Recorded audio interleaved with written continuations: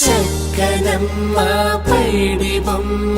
తేనె నవ్వుల జాబిలమ్మ లేని సాకులు చెప్పకమ్మ పట్టువోణి కట్టవమ్మ